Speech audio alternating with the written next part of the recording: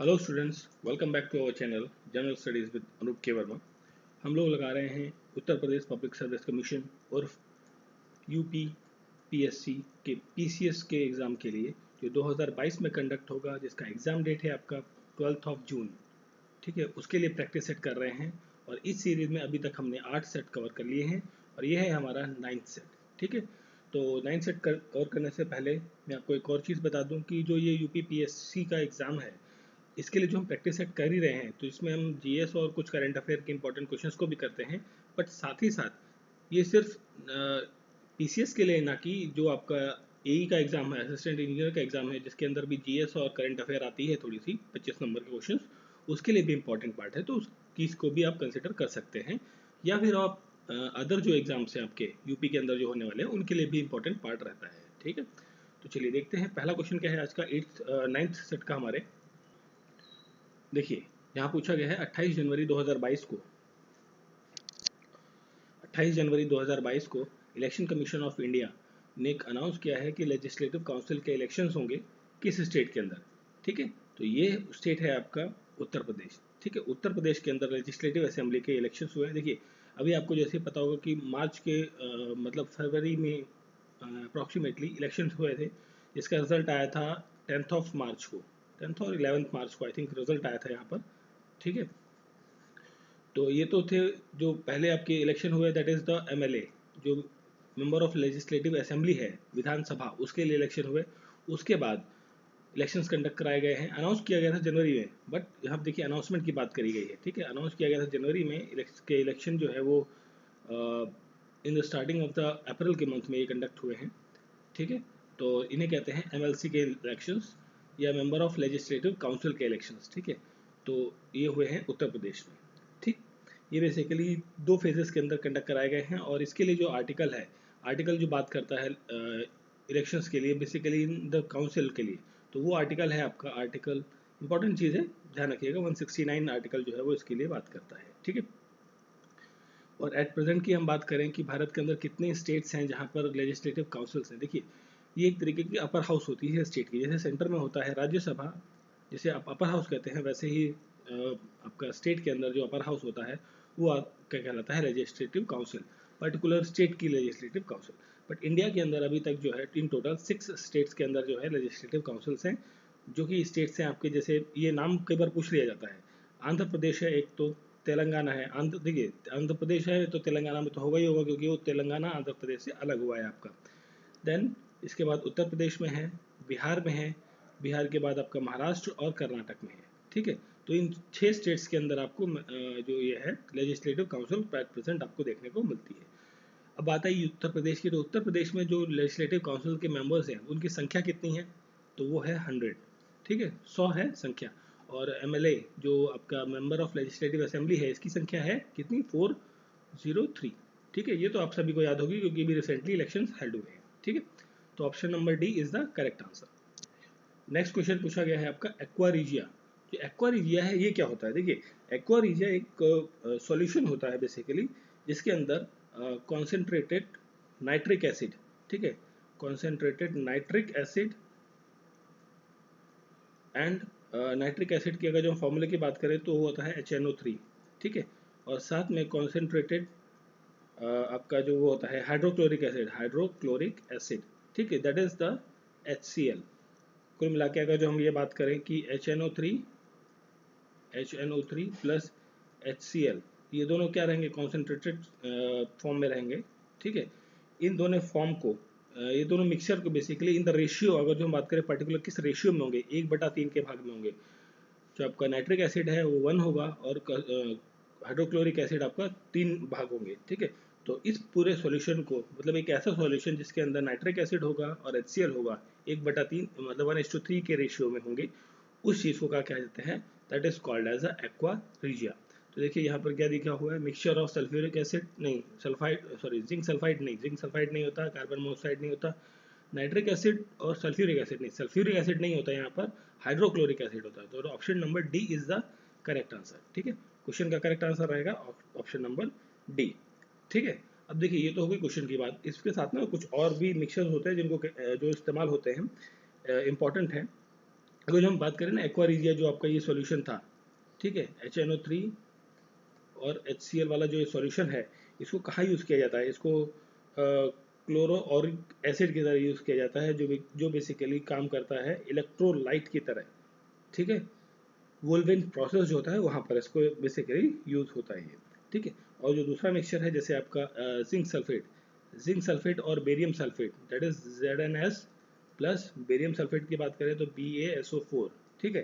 तो ये जो सॉल्यूशन है, ठीक है, ये इसे कहा जाता है लिथोफोन, लिथोफोन लिथोफोन के नाम से इसे जाना जाता है। और इसे basically paint, ink, leather, paper, face powder जो आप यूज़ कर रहे हैं घरों में, उसके अंदर ये इस्तेमाल होता है, ठीक है। और एक ये मिक्सर है आपका, that is option number B, carbon monoxide, और साथ में क्या है आपके यहाँ पर नाइट्रोजन गैस है, N2 गैस है ये, ठीक है। इसका जो मिक्सचर है, this is called as a producer gas, इसे कहते हैं प्रोड्यूसर गैस कहा जाता है, ठीक है। इंपॉर्टेंट चीज़ है प्रोड्यूसर गैस, ठीक है। बेसिकली प्रोड्यूसर गैस जो है वो जलाने में, बर्निंग में काफ़ी हेल्प करती है, चीप फ्यूल होता है बेसिकली ये, ठीक है। तो मेटल एक्सट्रैक्शन वगैरह के अंदर यहाँ पर ये यूज़ होती है, ठीक है। तो क्वेश्चन का correct answer aqua regia, option number D. चलिए फिर देखिए नेक्स्ट क्वेश्चन है, आपको तीन स्टेटमेंट दी गई हैं किससे रिलेटेड, वायरस से संबंधित तीन स्टेटमेंट हैं, आपको बतानी है कौन सी स्टेटमेंट सही है गलत है, ठीक है। तो देखिए पहले स्टेटमेंट है, there are there are helpful in cleaning blue green algae. जो वायरस होता है वो ब्लू ग्रीन एल्गी जो होता है आपका काई जिसे कहते हैं बेसिकली, उसको साफ करने में, क्लीन करने में हेल्पफुल होता है, ये कहा गया है यहाँ पर। तो देखिए इसके बेनिफिट जो है, अगर जो हम बात करें यहाँ पे इसके वायरस के, तो वायरस जो है इसकी जो एक प्रॉपर्टी होती है कि ये लिविंग और नॉन लिविंग दो टाइप के देखने को मिलते हैं वायरसेस। तो इसकी स्टडी जो है वो इवोल्यूशन के अंदर काफ़ी ज़्यादा हेल्पफुल रहती है, ठीक है। अब देखिए अगर जैसे आपको पता है कि ब्लू ग्रीन एल्गी जो ये एक ऐसा आइटम है, मतलब ये ऐसा चीज़ है जो अर्थ में सबसे पहले फाउंड हुआ था। मतलब अगर जो कभी क्वेश्चन आता है, ये क्वेश्चन शायद आई थिंक मैंने कराया भी है कहीं पर, कि धरती पर सबसे पहली चीज़ कौन सी जो देखने को मिलती है, वो है blue green algae. Blue green algae जो है ऑक्सीजन की बहुत बड़ी मात्रा जो है धरती पर या पृथ्वी पर देने में हेल्पफुल रहती है, ठीक है, हेल्प करती है। तो भाई ये क्या है, वायरस को क्लीन करने का काम भी करती है, ठीक है। तो आपकी ये स्टेटमेंट तो आपकी सही बनती है, फर्स्ट स्टेटमेंट, ठीक है, हेल्पफुल रहती है क्लीन करने में। वाटर को प्रोटेक्ट करती है फ्रॉम द स्पॉइलेज, ठीक है, वायरस से प्रोटेक्ट करती है बेसिकली। वाटर को देखिए ये क्या ना, वाटर के ऊपर एक लेयर बना देती है ताकि जो बाहर के एडवर्स इफेक्ट हैं या वायरसेस हैं उनको वो इफेक्ट जो है वाटर तक ना पहुंच पाए, ठीक है। तो एक प्रोटेक्टिंग गार्ड का काम करती है, ठीक है, और ये हेल्प भी करती है। तो फर्स्ट स्टेटमेंट तो आपकी सही है। डिस्कवर्ड बाय लेवन हुक ने इसको डिस्कवर नहीं किया था, इसको डिस्कवर किया था एक रशियन साइंटिस्ट थे जिनका नाम था डिमिट्री डिमिट्री आइवानोस्की डिमिट्री डिमिट्री आइवानोस्की, ठीक है। तो उन्होंने इसको डिस्कवर किया था, ना कि लेवन हुक ने। और ये डिस्कवर किया था इन्होंने 1892 एडी के अंदर, ठीक है, 1892 एडी के अंदर, ठीक है। तो सेकंड स्टेटमेंट आपकी यहाँ गलत हो जाती है, देर प्रोड्यूस बाय मल्टीप्लिकेशन मेथड। ये एक्चुअली देखिए यहाँ पर जो वायरस है वो ब्रीड होते हैं थ्रू द मल्टीप्लिकेशन मेथड। मतलब एक है तो एक से फटाफट वो क्या होता है, मल्टीप्लाई होता रहता है। नंबर ऑफ वायरसेस जो है यहाँ पर फॉर्म आपको देखने को मिलते हैं। तो थर्ड स्टेटमेंट भी आपकी क्या है, सही है। तो देखिए फर्स्ट सही है, थर्ड सही है, सेकंड गलत है, तो सेकंड गलत है, तो करेक्ट आंसर क्या हो जाएगा, option number C is the correct combination of this answer. फिर देखिए नेक्स्ट क्वेश्चन है, पूछा गया कि suicidal bag of the cell किसे कहा जाता है। देखिए सुसाइडल बैग बहुत इंपॉर्टेंट क्वेश्चन है, बहुत बार आया हुआ है, सभी को आई थिंक पता भी होगा इसका आंसर। तो सुसाइडल बैग कहा जाता है लाइसोसोम को, ठीक है। Lysosome is called as the suicidal bag of the cell, ठीक है। बेसिकली लाइसोसोम के अंदर एंजाइम्स होते हैं और उनकी कैपेबिलिटी होती है कि वो खुद को ही खाना चालू कर देते हैं, मतलब सेल्फ कंस्ट्रक्शन या सेल्फ डिस्ट्रक्शन का काम चालू कर देते हैं ये लोग, ठीक है। तो जिसकी वजह से सेल जो है वो डैमेज हो जाता है due to the disruption of the cellular metabolism की वजह से, ठीक है। और इसीलिए इसे कहा जाता है suicidal bag of the cell, ठीक है। देन हम बात करें राइजोसोम की, तो राइजोसोम जो है ये एक प्रोटीन और आरएनए का बना हुआ होता है, प्रोटीन प्लस आरएनए, ठीक है, इसका बना हुआ एक मटेरियल होता है। बेसिकली ये प्रोटीन सिंथेसिस के अंदर काम करता है, ठीक है। गोल्गी बॉडीज जो है आपकी ये आपकी जो एक ट्विस्टेड रॉड्स या ब्रांचेस के फॉर्म में आपको देखने को मिलती हैं। गोल्गी बॉडीज जो हैं वो प्रोकैरियोटिक सेल्स के अंदर देखने को मिलती है, ना कि यूकैरियोटिक सेल्स के अंदर। ये इंपॉर्टेंट चीज़ है, पूछी जा सकती है। तो माइटोकॉन्ड्रिया की हम बात करें तो माइटोकॉन्ड्रिया जो है ये आपका इसका जो इसे कहते हैं माइटोकॉन्ड्रिया को, देखिए ये तो सुसाइटल बैग हो गया, इसे कहा जाता है आपका power house of the cell. ठीक है, power house of the cell के नाम से हम जानते हैं किसे, माइटोकॉन्ड्रिया को। ठीक है, माइटोकॉन्ड्रिया। देखिए इसके अंदर 36 एटीपी मॉलिक्यूल्स आपको देखने को मिलते हैं। 36 एटीपी मॉलिक्यूल्स जो है फॉर्म होते हैं, जो कि ब्रेकडाउन में हेल्प करते हैं। किसकी ब्रेकडाउन में? ग्लूकोज मॉलिक्यूल्स की ब्रेकडाउन में हेल्प करते हैं। ठीक है, अब आउट ऑफ द 34 जो मॉलिक्यूल्स हैं इसके अंदर, वो फॉर्म होते हैं माइटोकॉन्ड्रिया के अंदर। देखिए 36 एटीपी मॉलिक्यूल है, इन 36 में से 34 जो एटीपी मॉलिक्यूल्स है वो माइटोकॉन्ड्रिया के अंदर फॉर्म होते हैं। इसी वजह से इसे कहा जाता है power house of the cell.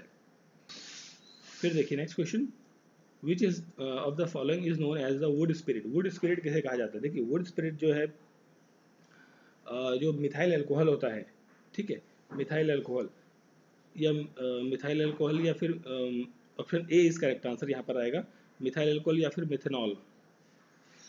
ठीक है, ये एक non drinking type of alcohol है, जिसे आप वुड स्पिरिट या वुड अल्कोहल या फिर वुड स्पिरिट के नाम से आप इसे जानते हैं। ठीक है, और इसे मोस्टली यूज़ किया जाता है कि फ्यूल, सॉल्वेंट और एंटी फ्रीजिंग एजेंट की तरह से यूज़ किया जाता है। ठीक है, ये कलरलेस और वोलेटाइल, फ्लेमेबल, अनलाइकली इथेनॉल की तरह होता है, पॉइजनस होता है फॉर द ह्यूमन कंजप्शन के लिए, और यह आपको ऑब्टेन होता है destructive distillation of the wood से। ठीक है, option A is the correct answer. फिर देखिए next question, what is GitHub? GIT GitHub, GitHub क्या होता है? देखिए गिट हब जो एक ओपन सोर्स सॉफ्टवेयर है। ठीक है, ऑप्शन ए जो है यहाँ पर रहेगा correct answer. Open source software है जो कि रेस्पोसिटरी सर्विस प्रोवाइड करता है for the creation and the share of offensive name. Basically जो सेक्सुअली हरास्ड वुमेन्स हैं इंडिया की, उनके लिए बेसिकली एक ओपन सोर्स सॉफ्टवेयर है। ठीक है, और ये कहा जाए अगर जो गिट हब जो है दुनिया का सबसे बड़ा largest open source develop community platform है, जिसके अंदर जो कई सारे प्रोजेक्ट्स अपलोड किए गए हैं। ठीक है, और इसकी शुरुआत की गई थी लिनस टोरवाल्ड के द्वारा। किसके द्वारा? It was started by in 2005 by Linus, that is Linus Torvald. ठीक है, लिनस टोरवाल्ड के द्वारा इसे शुरू किया गया था। ठीक है, option A is the correct answer. फिर देखिए next question, which of the following is not an example of phosphorescence? Phosphorescence का एग्जाम्पल नहीं है, कौन सा? देखिए इसमें से जो आपका फॉस्फोरेसेंस का एग्जाम्पल नहीं है वो है आपका quinine sulphate. Quinine sulphate is not an example of phosphorescence but it is an example of fluorescence. ये किसका एग्जाम्पल है? फ्लोरोसेंस का। फ्लोरोसेंस का जो एग्जाम्पल है, फ्लोरोसेंस सब्सटेंस का ये एग्जाम्पल है आपका। ठीक है, अब देखिए क्विनिन सल्फेट तो है ही फ्लोरोसेंस का एग्जाम्पल, बट और भी कुछ एग्जाम्पल्स हैं जैसे फ्लोरोसेंस के अंदर आते हैं, that are the fluorospar, petrol, uranium oxide. ठीक है, और ये जैसे हैं, ये 3-4 कुछ एग्जांपल्स हैं जो आपके फ्लोरोसेंस के सब्सटेंसेस जो होते हैं उसके एग्जांपल्स हैं। ठीक है, और फॉस्फोरेसेंस के एग्जांपल जैसे आपका जिंक सल्फाइड, कैल्शियम सल्फाइड और बेरियम सल्फाइड, ये तीनों किसके एग्जांपल हैं? These are the phosphorescence. ठीक है, option D is the correct answer. Next question, which ray are produced by maser? Maser के द्वारा कौन सी रे प्रोड्यूस की जाती है? तो देखिए मेजर का फुल फॉर्म होता है, that is the full form, अगर जो हम इसकी बात करें तो वो होता है microwave amplification by stimulated emission of radiation. ठीक है, ये है इसकी full form, microwave amplification by stimulated emission of radiation. ठीक है, तो दैट इज द मेजर। ठीक है, नॉट मेजर, मेजर आप इसे प्रोनाउंस करेंगे। ठीक है, तो देखिए यहाँ पर जो नाम में ही इसका आंसर आ गया, कौन सी रे प्रोड्यूस होती है? Option number D, microwave. ठीक है, microwave is the correct answer. और ये जो एक्चुअली रडार है, ये this is a wave radar जो आर्टिफिशियल सैटेलाइट के अंदर यूज किया जाता है। ठीक है, फिर देखिए next question, iodine is obtain from. Iodine जो है वो बेसिकली कहाँ से ऑब्टेन होता है? आयोडीन की जगह हम बात करते हैं तो आयोडीन हमें ऑब्टेन्ड होता है बेसिकली इसका जो एल्गी, देखिए एल्गी जो है कि एक्वेटिक एनिमल है, एक्वेटिक ऑर्गेनिज्म है बेसिकली, जो दुनिया के अंदर प्लांट वर्ल्ड के अंदर वर्ल्ड के अंदर जो प्रोड्यूस होता है बेसिकली फोटोसिंथेसिस के थ्रू, वो अपना क्या करता है, फूड प्रोड्यूस करता है, और उसकी स्टडी को कहा जाता है पाइकोलॉजी, ठीक है, दैट इज पाइकोलॉजी, ठीक है, उसकी स्टडी को कहा जाता है पाइकोलॉजी। एल्गी जो है बेसिकली यूज होता है ह्यूमंस के द्वारा कई सारे तरीकों में, ठीक है। अगर जो हम बात करें, अगर जो सिंथेटिक वुल, ठीक है, सिंथेटिक वुल बनाना है, are made from the algae, these are synthetic wool जो है आपका एल्गी के थ्रू बनता है, और उसे कहते हैं सरगासम, ठीक है, सरगासम कहा जाता है। देखिए ये जो वर्ड है ना सरगासम, सरगासम वर्ड यूज किया जाता है कहाँ पर, जापान के अंदर, जिसमें सिंथेटिक वुल बनता है एल्गी से, ठीक है। और आयोडीन जो है ये आपका अलग होता है, मतलब आयोडीन मिलता है बेसिकली सीवीड से, ठीक है, और सीवीड को कहा जाता है लेमेर्निया, ठीक है। तो यहाँ पर आयोडीन कहाँ से ऑब्टेन हुआ आपका, option number B is correct answer, लेमेर्निया, ठीक है, लेमेर्निया कहा जाता है सीवीड, सी वीड्स, ठीक है। और स्कॉटलैंड के अंदर एल्गी को राइडोमिनिया और पैल्मेटा कहा जाता है, टोबैको, इन सभी जगह यहाँ पर ये यूज़ किया जाता है, ठीक है। तो क्वेश्चन का correct answer option number B. फिर देखिए नेक्स्ट क्वेश्चन है, इस क्वेश्चन में रेड सैंडर, रेड सैंडर मतलब जो आपका लाल चंदन की लकड़ी होती है उसके बारे में बात करी गई है, वहाँ से स्टेटमेंट दी गई है कि जो रेड सैंडर्स है, ठीक है, या रेड वुड जो जिसे लाल चंदन की लकड़ी कहते हैं, सैंडलवुड कहते हैं आप जिसे, ठीक है, रेड सैंडलवुड, तो ये वही चीज़ है। Is a tree species endemic to western Ghat, देखिए ये आपके वेस्टर्न घाट में होती है, ऐसा इसने कहा है, ठीक। देखिए ये वेस्टर्न घाट में ना होकर अगर जो हम बात करें मोर स्पेसिफिकली कि ये जो एक स्पीसीज है, स्पाइसेस है basically, that is the spices tree, तो ये आपका वेस्टर्न घाट ना होकर this is available in the eastern Ghat, ये ईस्टर्न घाट में ज़्यादा देखने को मिलती है। ईस्टर्न घाट दैट मीन्स जो आपका आंध्र प्रदेश तमिलनाडु का जो एरिया है, कर्नाटक का भी कुछ एरिया, बट स्पेशली हम ईस्टर्न घाट की बात करेंगे, वहाँ पर रहेगा ये, ठीक है, ना कि वेस्टर्न घाट में। तो पहली स्टेटमेंट क्या है यहाँ पर आपकी गलत हो जाती है। It is categorise under the near threatened category in the IUCN red book, देखिए एक IUCN की रेड डाटा बुक होती है, ठीक है, रेड डाटा बुक, उसके अंदर कई सारी जो स्पीसीज हैं आइदर फॉर द प्लांट्स और द एनिमल्स, उन सभी जो एंडेंजर्ड हैं या डेंजर्ड है या एक्सटिंक्ट है, उन सभी चीज़ों की लिस्टिंग की गई है वहाँ पर। तो red data book is use for that purpose. तो उसके अंदर जो है इसमें कहा गया कि नियरली थ्रेटेंड कैटेगरी के अंदर इसे डाला गया है, ठीक है। एक्चुअली देखिए नियरली थ्रेटेंड के अंदर नहीं डाला गया है इसे, अगर जो हम बात करें इसे रेड को डाला गया था एंडेंजर्ड स्पीसीज के अंदर, ठीक है, ना कि nearly threatened, that is endangered, ठीक है, एंडेंजर्ड स्पीसीज के अंदर जो कैटेगरी है उसके अंदर इसे डाला गया है, ना कि नियरली थ्रेटेंड के अंदर, ठीक है। अब इसे नियरली थ्रेटेंड क्लासीफाई किया गया था, ना कि IUCN की लिस्ट के अंदर डाला गया है, ठीक, क्लासीफाई किया गया था कि नियरली थ्रेटेंड है, बट ये डाला गया कैटेगरी के एंडेंजर्ड के अंदर। तो ये स्टेटमेंट भी आपकी क्या हो जाती है, गलत हो जाती है। और ये कब डाला गया था, 2018 के अंदर, ठीक है। तो दोनों स्टेटमेंट गलत हैं, तो क्वेश्चन का करेक्ट आंसर रहेगा option number D, neither 1 nor 2। फिर देखिए नेक्स्ट क्वेश्चन है आपका, यहाँ पर आपको मैच करना है, लिस्ट 1 और लिस्ट 2 दी गई है। देखिए लिस्ट 2 में क्या दिया हुआ, लिस्ट 1 में आपके क्या दिए हुए हैं, फ्रूट्स दिए हुए हैं, फलों के नाम दिए हुए हैं, एप्पल, कोकोनट, लीची, कैश्यू नट्स, ठीक है। और फ्रूट्स में दिया हुआ है एडिबल पोर्शन, कि कौन सा पोर्शन हम खाते हैं, ठीक है, मतलब कौन से फ्रूट का कौन सा हिस्सा हम कंज्यूम करते हैं उसके बारे में बताया गया है। तो आपको बताना है कि कौन सा करेक्टली मैच है, ठीक है। मैच के लिए मैंने टेबल नहीं बनाई है, but we can create it, है ना, क्योंकि टेबल में क्या स्पेस एक्स्ट्रा खा जाता है और कन्फ्यूजन रहती है, हम अपने आप बना लेंगे। तो हमारा हमारे देखिए आंसर्स क्लियर पता होना चाहिए, ताकि टेबल होना ज़रूरी है इतना ज़्यादा, ठीक है। तो देखिए एप्पल, एप्पल जो है, एप्पल के अंदर जो हम जिस पार्ट को बेसिकली खाते हैं, जो उसका पल्पी एरिया जो हम कंज्यूम करते हैं, खाते हैं जो, तो एप्पल का जो पार्ट होता है that is called as a thalamus, उसे कहते हैं हम थैलेमस, जिसको हम खाते हैं, ठीक है। कोकोनट, कोकोनट का जो पार्ट हम खाते हैं, जो उसका वाइटिश पार्ट होता है अंदर का, जब हम उसे नारियल को फोड़ते हैं, ठीक है, तो उसे कहा जाता है एंडोस्पर्म, ठीक है। तो बी के साथ जाएगा 1। लीची, अब लीची का जो पार्ट हम कंज्यूम करते हैं that is fleshy aerial, aril, fleshy aril, जो वाइटिश पार्ट होता है और अंदर का बीज हम हटा देते हैं, जो एक थोड़ा सा सॉफ्टी टाइप का, जेली टाइप का फील आपको देखने को मिलता है लीची के अंदर, उसे कहते हैं फ्लैशी एरिल। फिर लास्ट क्या बचता है, कैश्यू नट्स। कैश्यू नट्स का जो पार्ट खाते हैं that is called as the cotyledon. Cotyledon part हम कंज्यूम करते हैं। तो यहाँ पर जो कॉम्बिनेशन बन रहा है दैट इज ए का बनता है आपका 3, बी के साथ जा रहा है आपका 1, सी के साथ जाता है आपका 4 और डी के साथ 2। तो करेक्ट कॉम्बिनेशन रहेगा 3, 1, 4, 2। ठीक है, ये कॉम्बिनेशन आपको जहाँ पर भी मिलेगा, जिस भी ऑप्शन में कहीं दिखे, तो वो क्या रहेगा, आपका करेक्ट आंसर रहेगा। ठीक है, अब तो देख लिए, अब कुछ इंपॉर्टेंट चीज़ें और जान लेते हैं, मतलब इसी में जैसे ये तो कुछ फ्रूट्स हो गए, कुछ और फ्रूट्स की बात करें अगर जो हम यहाँ पर, ठीक है, तो 3, 1, 4, 2 इज़ द करेक्ट कॉम्बिनेशन। कुछ और फ्रूट्स की अगर जो हम बात करें तो जैसे मैंगो होता है, आम, ठीक है, इंपॉर्टेंट है, पूछ डिस्कस कर लेते हैं, कई बार अगर जो पूछ लिया जाए तो गलत नहीं होगा। तो मैंगो के अंदर जो हम पार्ट खाते हैं that is called the middle पेरिकैप।